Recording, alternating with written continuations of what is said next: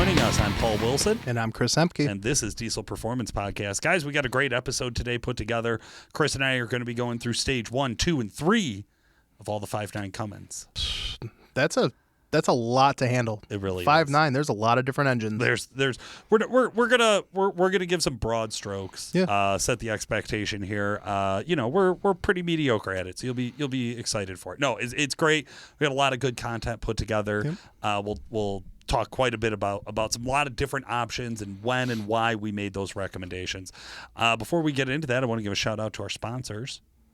Yeah. So, XDP, your one-stop shop for diesel performance, getting you set up on everything you need for your truck. So if you need it, if you want it, they probably got it. Exergy Performance, right? It's our one-stop shop for anything common rail injection system-wise. Lines, relief valves, injectors, pumps.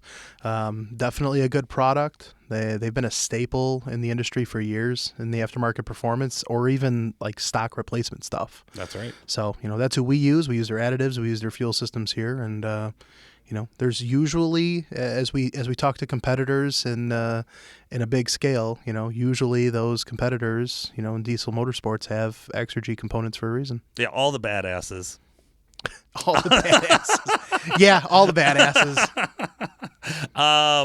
Okay, WC Fab. We love working with WC Fab. They got the coolest stuff out there.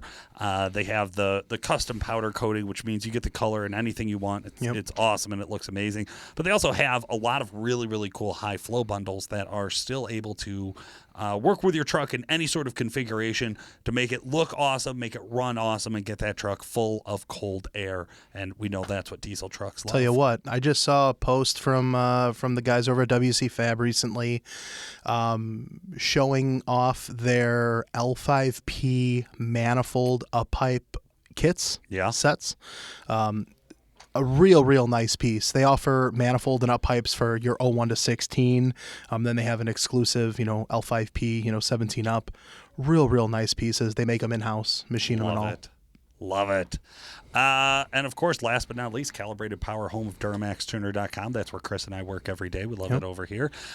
Speaking of, just randomly, I'll throw this out there. I do currently have a position open for sales support at the shop. You're going to pitch that here. If you're a hardcore listener and you really want to be in the diesel performance industry and you think maybe a lifetime in sales is something that could be in your future, hit us up. Let us know. You can email Paul at DuramaxTuner.com if you have some interest in that. Yeah, please do not contact me with this. Contact Chris. He's the screener on it. Please do not. At any rate, guys, we got a really cool show. Like I said, we're going to talk about 12 valves, VPs, and the common rail 5.9 liters. Yep. Stage 1, 2, and 3. That's probably the most vague term we could come up with. I hate that term. We were just talking about this, Paul. We'll get guys, my truck, it's a stage 1, or, I want to go to a stage 2. You see a lot of stages from individual shops, right? Because they group products. Like we used to do bundle products, right? Bundle packs at the shop, power packs, if you will. And we would do a 400, 550, right? Depending on the limitation of that specific package. I see it a lot more in the car world, stage 1, 2, 3, blah, blah, blah. But yeah, we see that transfer over into the diesel scene. Guys will reference different stages, and I'm usually really annoyed, and I'm like, I don't understand what stage. Like, I don't know what that is. Like, tell me what modifications you have to the truck, and then we can group that together. It's a very subjective term. So as we were coming up with it, the way we kind of framed our stages was a jump in horsepower. Yeah. So that's really what we're thinking about. We're thinking about if you're brand new to the truck, you got something totally stock, what's the first group of products you would throw on it so that you would have a noticeable jump in horsepower? What's the entry-level stuff? Stage 2 is okay, I'm digging the horsepower, but now that I've driven it for 6 months to a year, I'm kind of thinking I need more. What's my next big jump? So we put all those together as kind of our stage 2. Stage 3, we really limited of what are your limitations? That's what we're going to talk about the most when it comes to stage 3 is you're going to be into a motor build after this. You're going to be into a girdle after this. You're going to be into a roll cage after this. It gets into a crazy, no more street truck kind of situation after you're past stage 3 in our context here on the show. I think the best way to break this down is your stage 1 are going to be your minimal bolt-ons, right? Yep. Your stage 2, your stage 1 limitation at that point is generally going to be transmission or turbo, depending on the year model. Your stage 2, you're getting a little rowdy. You're throwing a trans. You're doing turbo upgrades. Now your next limitation is generally going to be, potentially the fueling on that given application. Yeah. And then your stage 3 really is like, what did you spec in stage 2 to get you into that stage 3? For example, you do a turbo upgrade, right? Well, now you need more fuel to support that. Well, you're going to be limited in power based on what type of trans you put into the truck or what turbocharger you paired with that injector. That's right. Again, very subjective, but the group of upgrades makes sense throughout these stages, and that's really what profiles these as a specific stage. That's right. So I'll kick us off. 12 valve guys. Obviously, there's some differences in the 12 valve, so I'm just going to kind of broad stroke the stage 1 for the 12 valve, right? So pretty much everybody out there, you're going to be looking at doing a fuel plate first. That's like the most basic thing you could do to an all-stock 12 valve, which if you could find one, let me know. I'll buy it for $1,000. And riders at it here real quick. This would be more towards the P pump, so your 94 to 98 trucks. You're right. Okay, your wastegate block, that's probably pretty entry level. I think guys are going to be There's getting into it hooks right that there. you can get to kind of block them or limit pressure. The OG way was just block them and let them run, So, hey, I mean, it's cheap horsepower. You can't see us both shrugging our shoulders with mild level of approval and like, yeah, I would do it. I've done it. Yeah, right. It's like, it's not professionally recommended, and there's reasons that wastegates exist, but like, it'll work for a while. If you're looking to fuck around, you'll find out. All right. God, intake and exhaust. It's kind of like a staple on those trucks, man. Really just that might be the first thing I think guys would jump to is like, well, I got it. It's stock. It's a barn find, whatever. Intake exhaust on the way home. Yeah. No, I mean, I have literally bought 12 valve trucks, and I found, so there used to be this like intake that was real popular, and it was called a BHAF, a BHAF they call them, and it was just the big honking air filter is what it was referred to as. Well, I found like the Napa part number, and I remember picking up one of my old second gen trucks, bought it, went straight to the Napa here in town in Woodstock actually. Yeah. Brought them the part number, bought just the filter, stuck the filter on the factory, rubber accordion looking hose. Sure. Dude, drove the rest of the way home, just turbo singing, dude. Loving it. Just, radio down, windows open, and turbo. Governor springs. I think that's another pretty basic. That might be your first week, second week of owning it. I think if you're going to do fuel plate mods, you're going to do injector pump mods, the governor springs kind of go hand in hand. It's cheap power, right? It's cheap RPM to gain, more or less. But the governor springs, I think, are... A lot of guys do them, don't necessarily know if there's going to be a ton of improvement until you get into the turbo and the fueling and the delivery valves, which are going to be in future stages. Yeah, exactly. And I think that's a good point, right? Because some of your stage 1 stuff isn't necessarily all horsepower. That is kind of how we broke it down. We tried to think of like, as long as you're doing the fuel plate, you're probably going to do the governor springs, right? Like you're probably not going to do one or the other. You're probably just going to do both. And you're going to do those really early when you own the truck, even though, like, the fuel plate, I think you're going to notice more of a difference in how the truck drives than the governor springs, right? Well, I also think, like, a lot of times in the early years, you would see these trucks with like melted pistons and stuff like that, because guys would do everything that we're talking about in this like stage 1-esque, but then they would also overfuel the truck and throw delivery valves and injectors and just run the truck really hot. So the idea around formatting some of these stages are, hey, you were able to find that cherry 12 valve. You want to upgrade it tastefully, but you want it to be reliable. These are kind of the blueprints of, you can upgrade the truck in any way, but this is going to be a way where the truck isn't going to become handicapped because the truck got hot, the truck prematurely failed. Right. So, right. Walk us through. So, we have an extra 50, 80 horsepower bump on the stage 1. The truck runs, but, I want more. And my transmission's starting to slip a little bit. Well, that's pretty much the guarantee here, right? Yeah. Is once you're starting to get into this, and if you're a guy who likes horsepower, you probably use that horsepower once in a while, and that's probably going to wear down any transmission setup you have in these trucks. So you're looking at trans and turbo. That's your next big jump, right? So, God, turbos.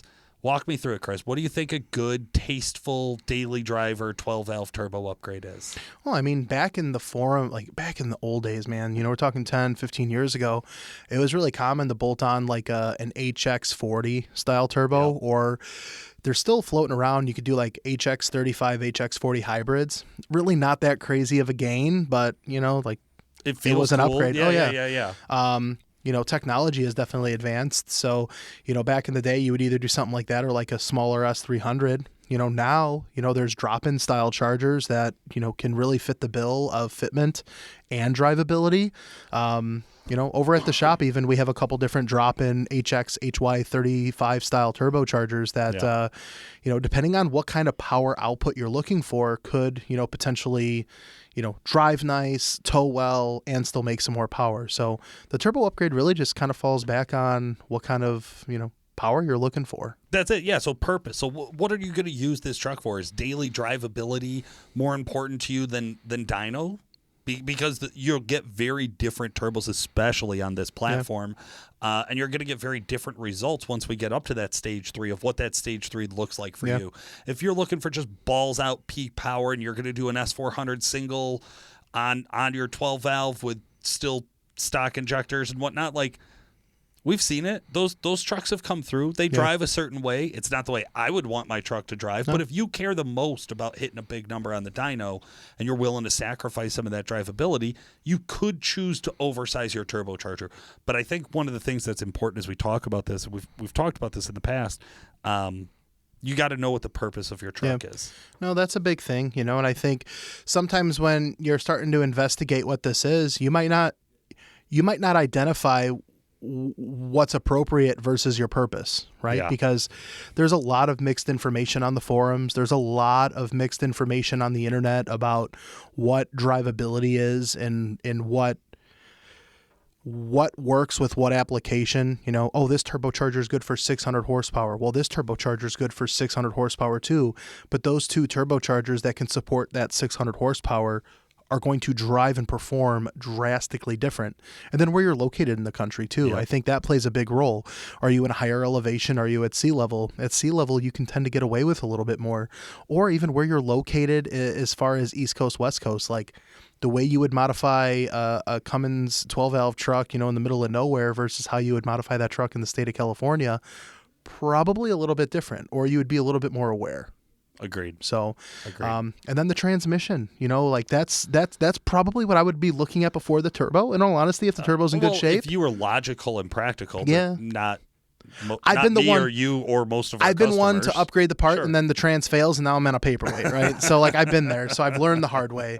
So that goes for, building and speccing a transmission for the application. If it's an automatic, what's the power goal? Then you get into billet parts, and all the expensive endeavors that transmission has to offer.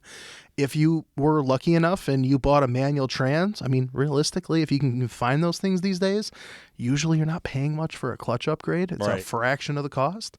So, it's kind of like that preparation of, hey, you work hard for your money. You spend a lot of time wrenching on the truck on the weekends with the buddies. You just want to make sure that, the money and the time that you're throwing into it, it's not going to be wasted with a truck sitting there because it's broke down because we did things in a way that, failed the truck early. I remember the first time I talked to a clutch guy. It's funny you say that. So clutch is, like you said, fraction of the cost. Yeah. Dramatic difference in drivability based on the different setups you get in clutches. And if you really want to know, call a clutch manufacturer. It turns out those guys know what they're talking about. Only want to talk about organic clutch material. I'm just whatever the hot new thing is for them at that day, right? They really do. I have never talked to a clutch manufacturer that I felt wasn't very knowledgeable about their product line. No, it's one of those things too. I remember years back when I had my old 5-speed truck, you talk about ceramic clutch material versus organic, or Kevlar, or there's like a hybrid. You can get clutches with both, or one plate's one plate's the other. Tell you what, I had Dan Valere from Valere Clutch tell me to not do a ceramic single disc in my old, 24-valve truck. And fuck you, Dan, I'm doing it anyways because it was cheap, right? It was the highest horsepower capable clutch for the money that I could afford at the time. Yeah. That truck could never tow. Like, it was so spotty. You disengage the clutch and the truck would just like hop. Like, it wasn't a disengage slip type thing. Like, super, super grabby. You couldn't tow. A couple burnouts, a couple of, launches later, the clutch was done. Like, I think I maybe put 15,000 miles on it. So, Dan, thank you for the advice. I learned the hard way. Right. I ignored it, but I ignored it. You were right. So a second clutch had to be put in, and I could have taken his advice, spent the double the money the first time, got the proper clutch to avoid 10,000 miles later having to replace the clutch with the clutch that he recommended in the first place. Right. And saved myself a third of the money that I wasted plus labor the first time. Yeah. So, I paid double the money, and I learned it. We've all been there. I learned it. We've all been there.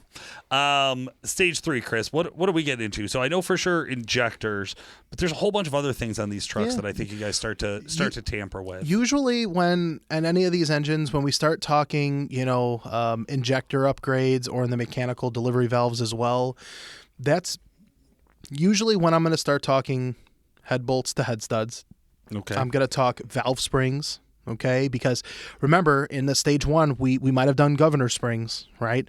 Or maybe we want to upgrade those governor springs even further, and we want to make sure that valve train can handle that higher RPM.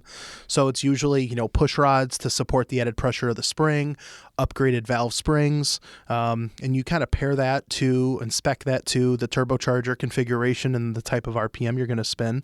And when you're there, injectors, right? It's just right there. You're going to do that at that point. So I always say all the valve train stuff and the fueling is going to be what you're going to do. Maybe you're going to upgrade the P pump. Maybe you're going to add a lift pump into the mix. All things that would be warranted based on the peak power. Right. You're going to do more modification to an 800 horsepower truck than you are to a 550, 600 horse truck. So, it's that mild to wild. At that point, you're building a power output and your truck's a blank canvas to whatever you think your stage 3 would be. Yeah. Yeah, no, that's a really good point.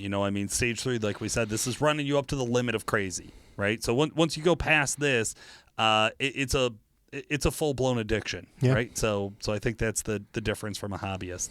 All right, so VP trucks. All right, so what are we talking about? 98.5 to 02. Yep.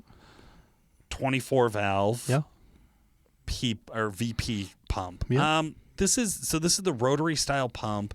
This was your jam. Yeah. This is still your jam, isn't it? You still get this soft I've still spot been for looking. these trucks? I've been looking for a while. If I could find a truck that was very similar to my 01 that I had years back, I would definitely make a useless purchase just to have what I had when I was younger. I wish I never really... you know how to sell me on a bad idea.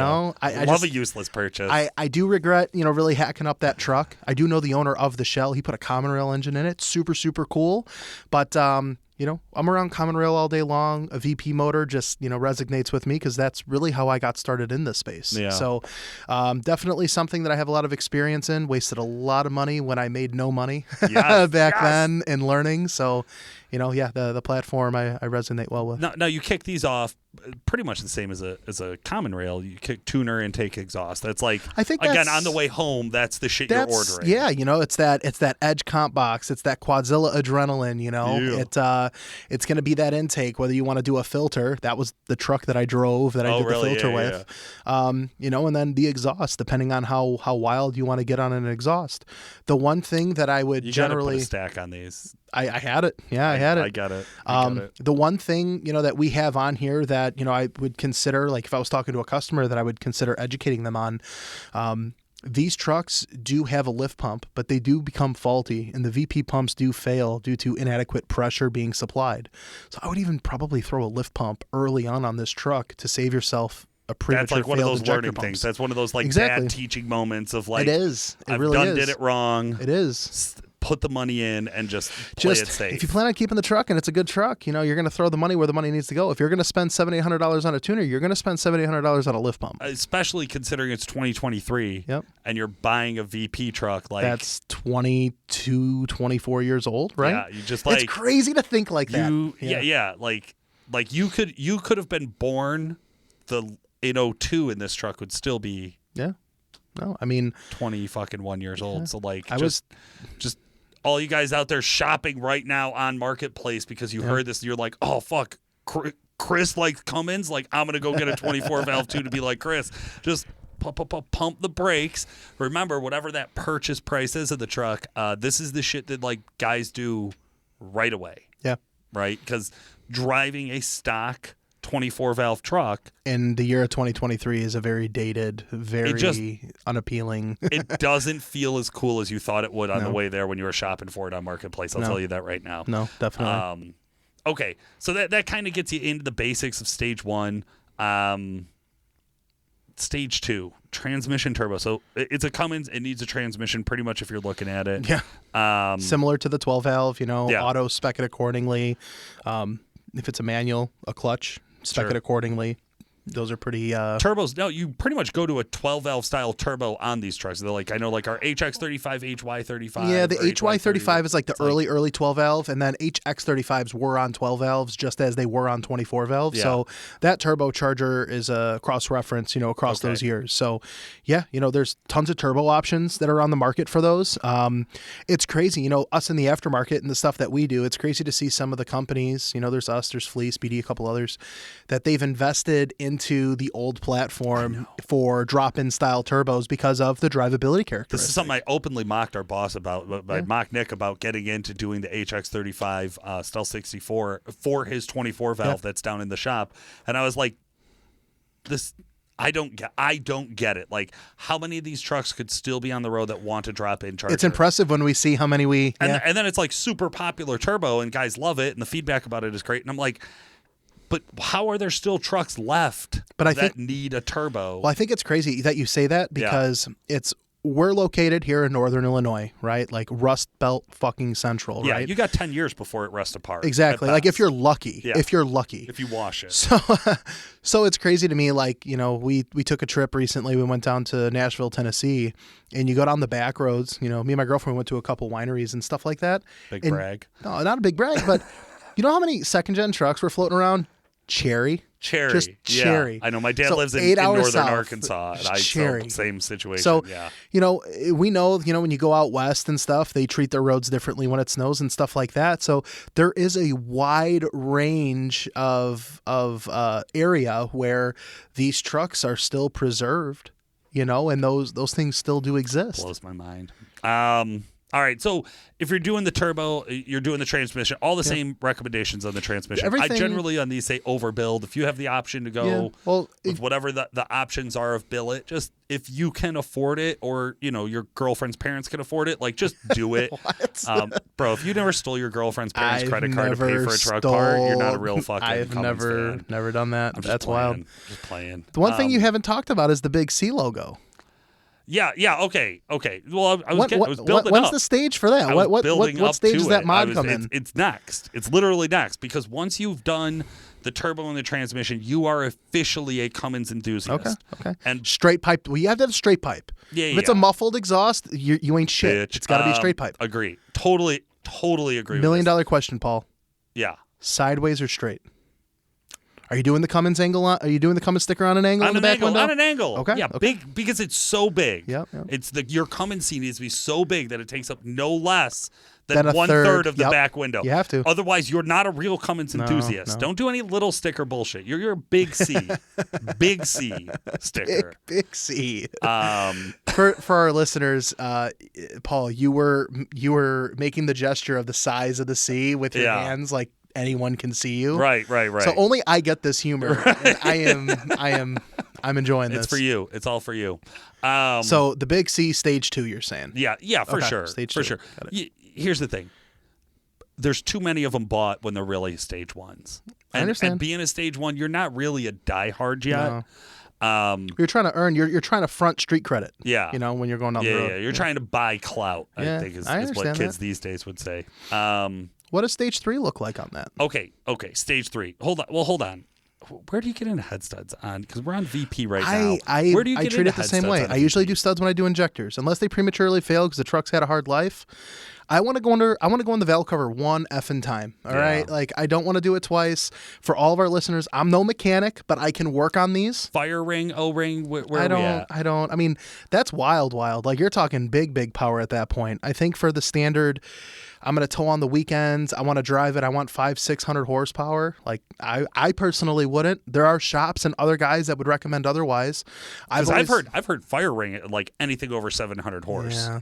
It's like I don't stage know. 3, and these trucks now VP probably not the same common rail. I think we talk horsepower and separate those two, right? Yeah. Because what you're going to get out of a VP truck by doing injectors, a turbo, a transmission, and a tuner is very different on average compared to what you're going to get out of a common rail. Yeah, there's no. I mean, if Two different worlds. We're not even in the same ballpark. Two different worlds. Yeah. So for VP trucks, I guess good to know. So once you get into stage 3s, like your injectors, your pump, there's really not much for pumps. There's still one pump manufacturer out there. There's a few pumps. There's a few modified pumps out there, but I think just the limitations of the pump from a mechanical capacity. Was it called a monster pump? What was the Well, real there was popular one guy, Monster Mike. He Monster offered Mike. something. Okay. You can get modified pumps from Industrial. You can get modified pumps from Shy Diesel. Oh, hell They're yeah. really popular for those pumps.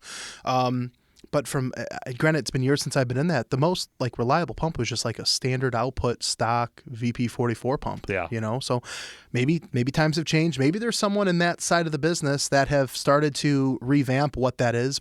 And If you're maybe big there's some swinging cool dick pumps. in the VP world, give we us want a call. you on the podcast. Yes, Like, I want to agreed. talk VP for a session. Yeah, Like, I really I'm do. gonna call in sick that day. I'm just joking. Okay, so let's see.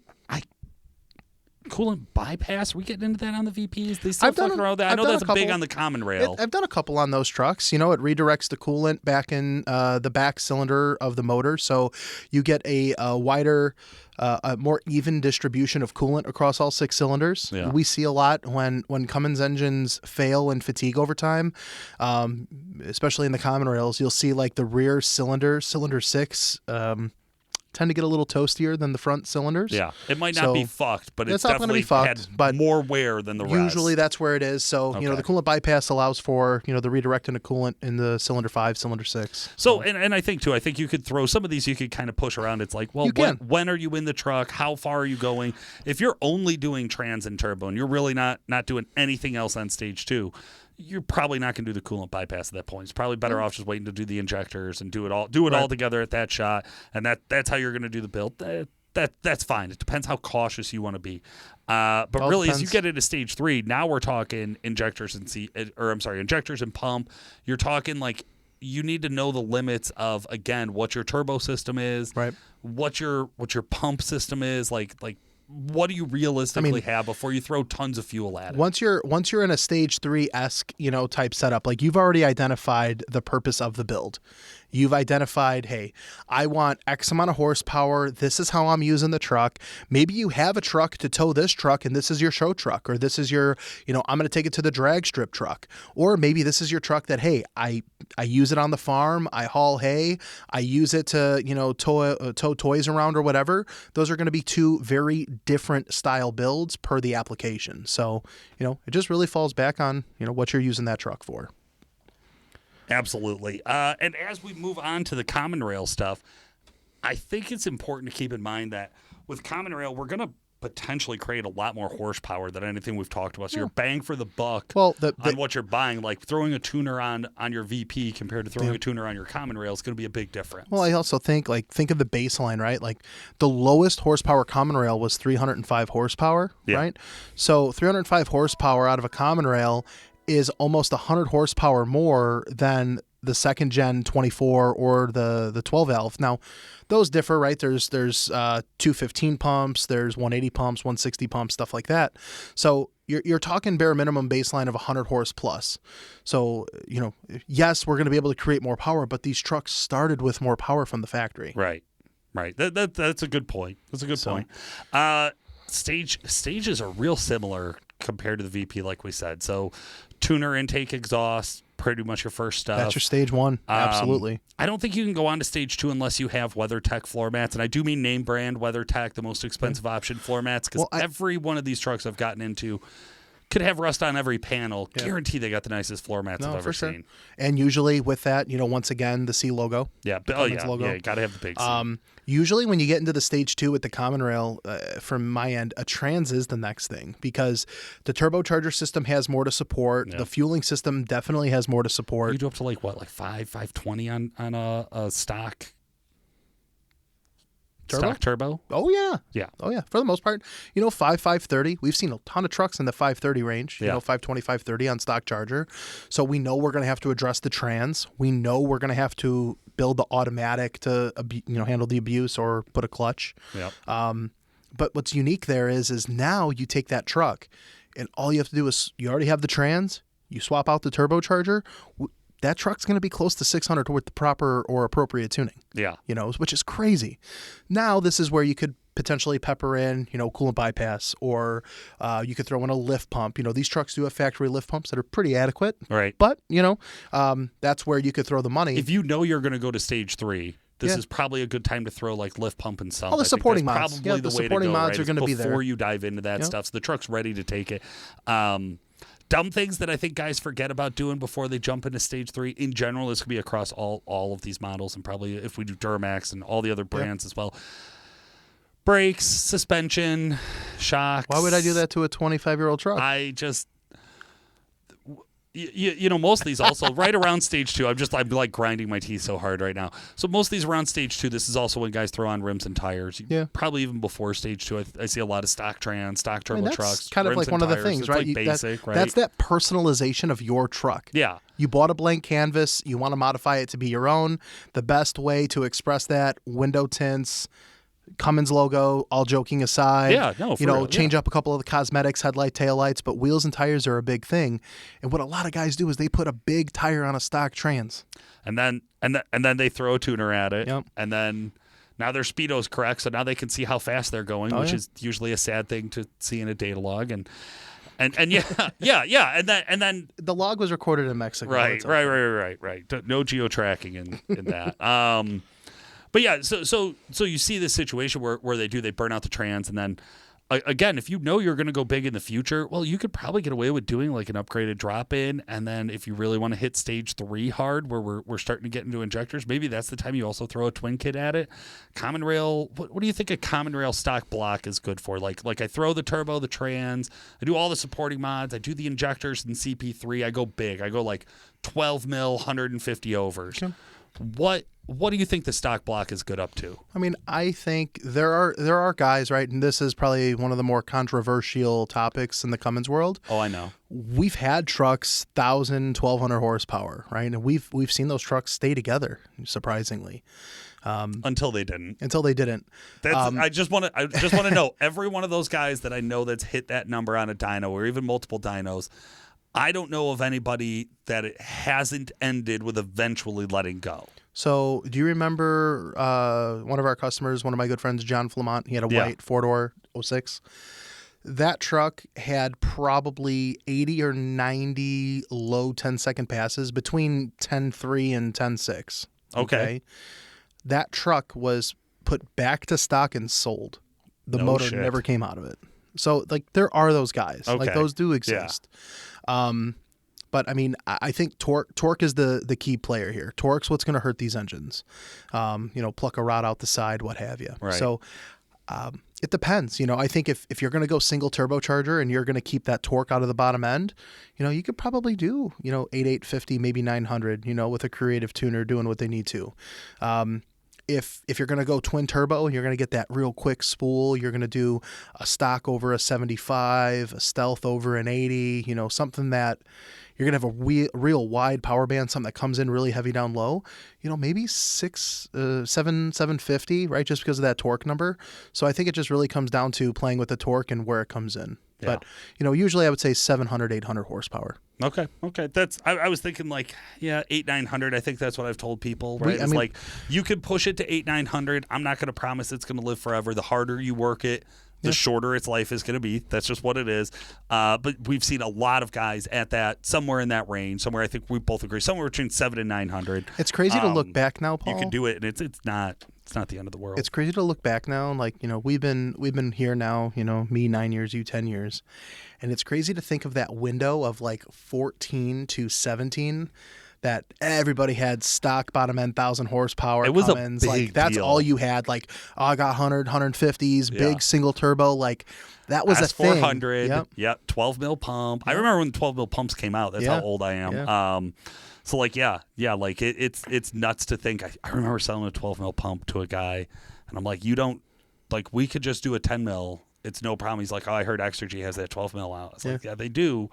I don't think you need it for your bill. He's like, I gotta have it. And it was like a gotta have it part. Like, and same thing with like guys running S400 singles on 5.9 third gen Cummins. It's just like, it was just every day. No. It's just every day. And I think, there's still those guys, right, that are early on in this space that gather the information that was once provided years back and they want to relive that. Yeah. But I also feel like just like we've aged, we've gotten older, our wants, needs, and the things that we do have changed from past experience. I don't think you could prove that. We have a lot of guys, a lot of customers that will call in and they have that same mindset. They've had the same truck for 10, 12 years. I just got off the phone with a gentleman out of California yesterday, did a ton of drag racing, LOI Duramax, 1,000 horsepower, twin turbo, all the nastiest of the nasty. Well, his motor's back at SoCal. He's doing a fresh motor, and you know what? He's going to do a single turbo, wants to cap it off around 750, wants to still have fun on the street. Yet he wants it to be more reliable, right? So you see that kind of shift change. And, getting to the Cummins stuff, I don't see as many big S400 single turbos like we once did, but we do start to see more drop-in style chargers or, add a turbos. You can make 700-800 horsepower. You can, but that wasn't around. That wasn't around. You can actually 10 years ago. get some of that spool up back. And it is. And listen, like I've driven these larger horsepower third gen Cummins, especially. It's probably one of the few trucks I have like lot of seat time in on the street of being stupid. And, it really is so fun. I mean, I joke about it, about like driving them every day, but like, what you don't remember 5 years later is driving them every day. You remember the stoplight you got wild. Oh yeah. Like that's what you remember. Just the forces pushing you back and like the force on your chest as you're getting pushed back into the seat. Like that's fun. Like torque is something you live it, and like you got to have more. Yeah, absolutely. Well, guys, I hope you enjoyed this episode. If you have some feedback for us, we'd really appreciate it. A great place to do that is if you're listening on an iPhone, jump over to the Apple Podcast app where you're listening. Rate and review. Really, really helps out the show and helps more people find us. Or Diesel Performance Podcast page. Yep. Right, our Facebook page. We're going to start being a little bit more active on there, I think. We want to start getting some feedback for potential interviews and potential topics as we move forward. Paul, I mean, there's no secret. The other day, you and I were brainstorming, you, me, and producer Justin, going through, what does 23 look like? What do our listeners want to listen to? That's right. So. We'd love your feedback. Give us some ideas. It's on you. Make it good. No, but for real, hey, for today, this has been Paul Wilson. And Chris Ehmke. Thanks for listening. Thanks for joining us today, guys. This has been Paul Wilson. And Chris Ehmke. Make sure to like and subscribe, and we'll talk to you again soon.